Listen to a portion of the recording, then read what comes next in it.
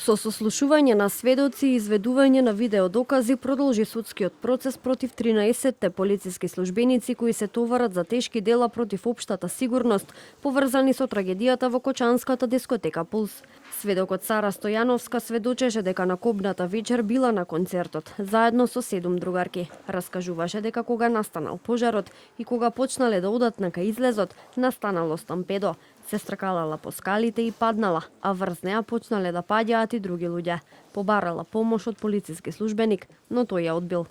Одзади многу турка, не си ги чувствувавме нозете по земја дека се движиме. Се изгубивме со другарките бидејќи настана многу голема гужва. Се стркалав по скали и паднав. Врз мене имаше многу луѓе. Имаше мал отвор, ја ставив раката мислејќи дека некој ќе може да ме види. Кога се разбудив, некој ме тресеше лево десно и бев мокра цела по лицето. Побарав помош од полицаец, но тој ми рече како да ти помогнам, што да направам. Се тргна настрана. Другиот сведок Борчо Јованчевски кажа дека ноќта во дискотеката бил со својата сопруга. Кога настанал пожарот, се изгубиле со сопругата и додека ја барал низ луѓето, им помагал на децата да се спасат. Ја идентификуваше и полицајката присутна во судницата, за која рече дека ја видел како стои на страна. На едно девојче, додека се обидував да го спасам, му ја скршив ногата, но барем остана живо.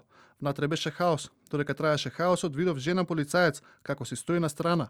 Не знам дали помагала пред или потоа. Кога ја видов, си стоеше.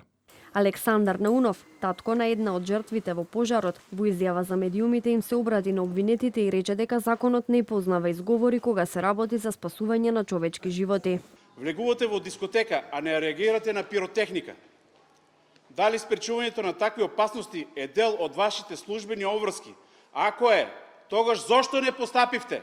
Нашите деца починаа. А потоа ги гледаме телефонските комуникации, што обвинителството ги презентира во судница. Тие ќе бидат предмет на судска оцена, но отвараат сериозни прашања за односите меѓу дел од обвинетите, вработени во МВР и собственикот на Пулс.